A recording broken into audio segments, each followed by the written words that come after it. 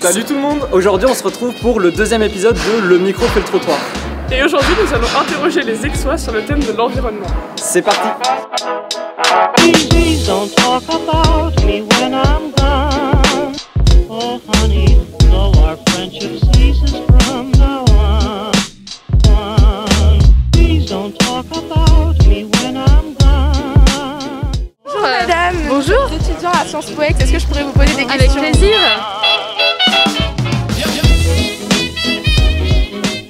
Ok, bonjour Mélissa.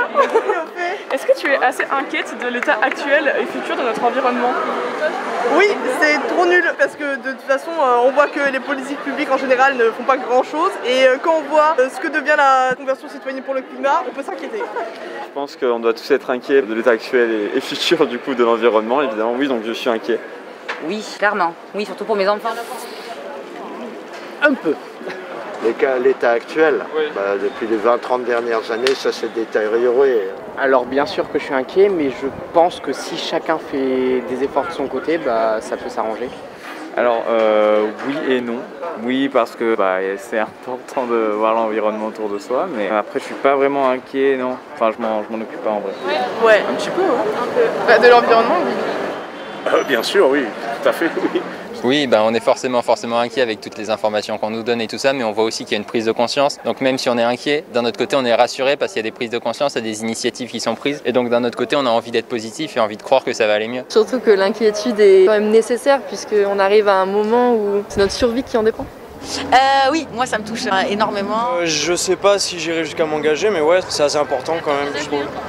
C'est vrai qu'en tant que jeune en 2021, je trouve que c'est hyper important de se soucier de l'écologie parce que c'est un peu notre futur et la planète qu'on va laisser à nos enfants. J'avais beaucoup d'espoir quant à la jeune génération, je pensais qu'on était tous sensibilisés, mais quand je vois l'état des parcs, quand il y a des pique-niques, etc., c'est vrai que ça me désespère un peu, il y a toujours des déchets par terre et c'est vrai que je suis assez inquiète. Je pense pas forcément que ça va évoluer dans le bon sens si des mesures nationales sont pas prises. Et par rapport à la crise du Covid-19 qu'on est en train de traverser, j'espère que ça va se finir vite, que penses-tu de l'effet que ça a eu sur l'environnement? Un effet bénéfique, puisque déjà pendant le premier confinement il n'y a pas eu de voiture, donc on a vu aux infos qu'il y avait eu plein d'effets bénéfiques et il faudrait que ces effets continuent. Ouais, et ça a réduit la consommation des gens, donc forcément il y a eu un impact positif là-dessus. Bonjour madame, pensez-vous être éco-responsable? Pas de réponse, je suppose que c'est évident. Est-ce que vous faites le tri sélectif? Ah non, je suis pas de l'époque. Un peu, mais le verre, mais pas tout.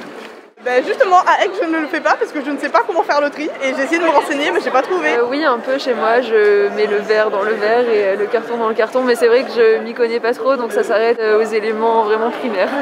Alors personnellement je ne le fais pas. Pourquoi? Parce que j'habite encore chez mes parents, donc c'est mon père qui le fait à ma place. Alors je suis pas extrême, mais bien sûr je fais le tri toutes les semaines là où j'habite.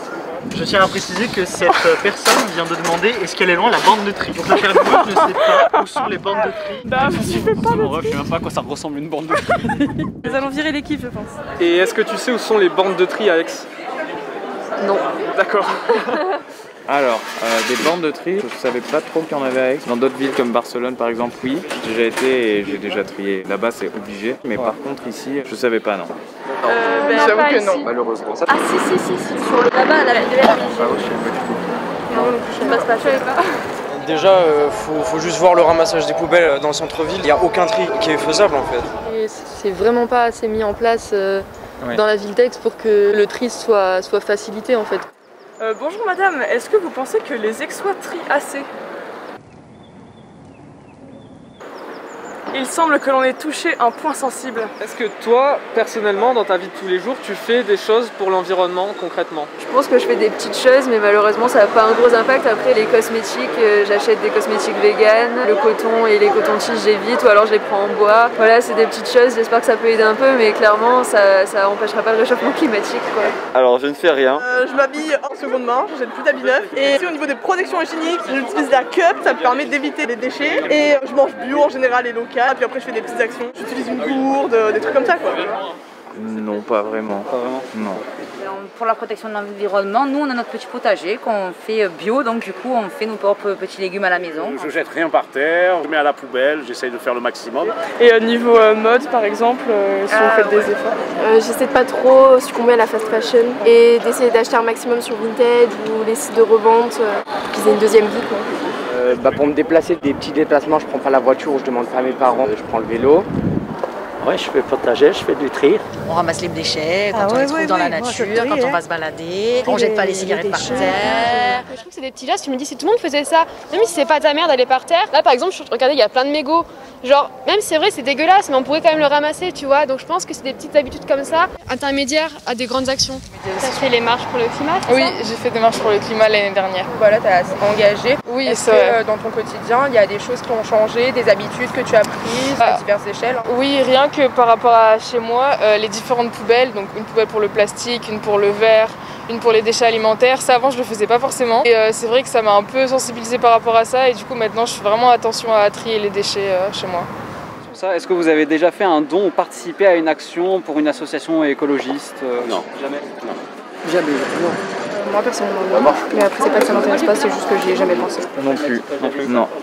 Ah oui, et si, la marche pour le climat. Ah si, on a fait la marche pour le climat. On en a fait deux l'année dernière, non, il y a 2 ans. Non, je crois pas, j'ai fait des marches pour le climat. Bon, je suis abonnée à Greenpeace quoi, mais voilà. Oui, mais je me rappelle plus à quel c'était. Moi c'était Evergreen, j'avais donné de l'argent. Moi aussi, je crois que j'avais donné 10 €, mais c'était dans Aix en plus, mais je me rappelle plus de quelle association c'était. Oui, j'ai déjà fait un don lorsqu'il y avait les incendies dans la forêt amazonienne il y a 2 ou 3 ans, il me semble, j'avais fait un don. Et j'ai déjà participé partiellement à un clean walk sur les plages du Prado à Marseille. Oui, j'ai participé à une action sur Eguerre dans ma commune, on a nettoyé la commune. Est-ce que tu connais l'association de Sciences Po Aix qui s'appelle l'APNA? Et est-ce que tu as déjà participé à des actions avec eux? Alors oui, je connais, c'est eux qui ramassent les déchets dans la ville, je crois, mais non, j'ai jamais participé, mais si un jour j'ai le temps, avec plaisir. Oui, j'ai pas pu assister à la première, ni à la deuxième d'ailleurs, mais oui, je sais, et j'aimerais bien le faire, voilà. Super, ben non, je savais pas. Je suis ravie de l'apprendre. Quel est votre avis sur le lien entre l'éducation et l'environnement? Est-ce que vous pensez que l'éducation à l'école était assez faite pour l'environnement? Alors, à mon époque, non. À l'école, il n'y avait pas, par rapport à l'environnement, il n'y avait pas grand-chose. Je vois qu'il y a quand même une sensibilisation par rapport à ça, beaucoup plus forte qu'avant, en fait, au niveau des écoles. Alors déjà, oui, j'en parle avec ma famille. C'est eux qui m'ont plus éduqué sur la question en fait qu'autre chose. Donc je suis sensibilisée par eux depuis petite. Au niveau de l'éducation, non. Enfin, je trouve qu'il n'y a pas grand-chose qui se fait. Et la plupart du temps, dans les collèges et les lycées, c'est quelque chose qui est très superficiel. Je pense qu'on n'est pas assez sensibilisé, que ça devrait se faire dès l'école maternelle, voire primaire, parce que c'est petit qu'on acquiert les réflexes. Et ça n'a pas été fait, en tout cas pour mon cas. Donc je trouve ça dommage et j'espère que les enseignants vont le faire maintenant. Alors à l'école, je sais pas, ça fait longtemps que je sais plus. Par contre, oui, moi j'ai plein de potes qui sont sensibles à ça, ouais, on en discute, ouais. Et est-ce que tu en parles, toi, souvent avec ta famille ou tes amis de ce sujet justement de l'écologie? Alors avec mes amis, pas tellement, par contre avec ma famille. En famille, non, pas vraiment, non. Et donc non, à l'école, ils n'en parlent pas assez. Et moi, je fais l'éducation écolo à mes enfants. L'éducation parentale, pour moi, ça en fait partie. Moi, je trouve qu'on n'en parle pas assez, à part dans certaines matières spécialisées. Mais en soi, il n'y a pas une prévention particulière par rapport à ça. Sinon, oui, en famille, ça peut arriver, mais c'est pas un sujet qui est national. Alors personnellement, j'ai eu la chance d'être dans un lycée où on nous a beaucoup parlé en fait de la protection environnementale, de l'écologie, etc. Donc oui, j'ai été très largement sensibilisé sur ces sujets-là. Moi, je trouve que, en tout cas dans mon lycée, on en parle pas mal. On a beaucoup de sujets par rapport à ça et tout, donc je trouve ça chouette de nous informer sur ce sujet. Après, avec ma famille, oui, c'est un sujet qui revient parce que c'est d'actualité. Il me semble que maintenant ça commence, oui, hein. Il me semble. Hein. Il me semble que maintenant, celui qui dit qu'il n'est pas au courant quand même.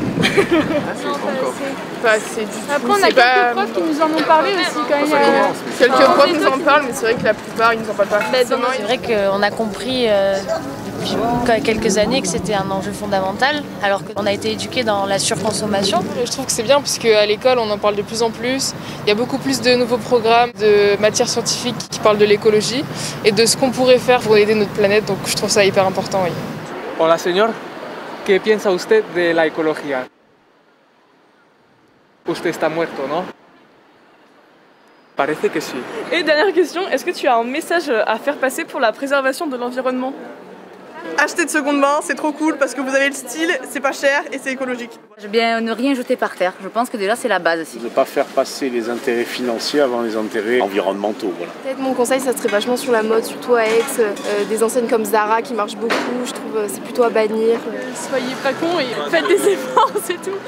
Il faut à la fois être inquiet, mais pas non plus se culpabiliser comme disait Elisa, puisque de toute façon, à notre échelle, il faut arrêter de penser que c'est de notre faute que le monde est en train de mourir. C'est la faute des entreprises immenses qui polluent énormément. Et de toute façon, plein des changements. Se dire je vais changer le monde et du coup je mets plein de pression. Non, déjà tu fais des actions à ton échelle, c'est bien, il faut être bienveillant aussi par rapport à ça. Et même pour les gens, ça les force un peu plus à le faire, je pense. Une approche bienveillante et pas contraignante. Ah, je suis conscient quand même qu'effectivement c'est le bien le plus précieux que l'homme ait. Tant que les pouvoirs publics ou on va dire les grosses structures ne changeront pas la donne, ça ne va pas évoluer. Alors bonjour Édouard Philippe, vous avez dit dans votre grand entretien que vous aimiez être aux manettes. Aimez-vous être aux manettes de la lutte pour la préservation de l'environnement?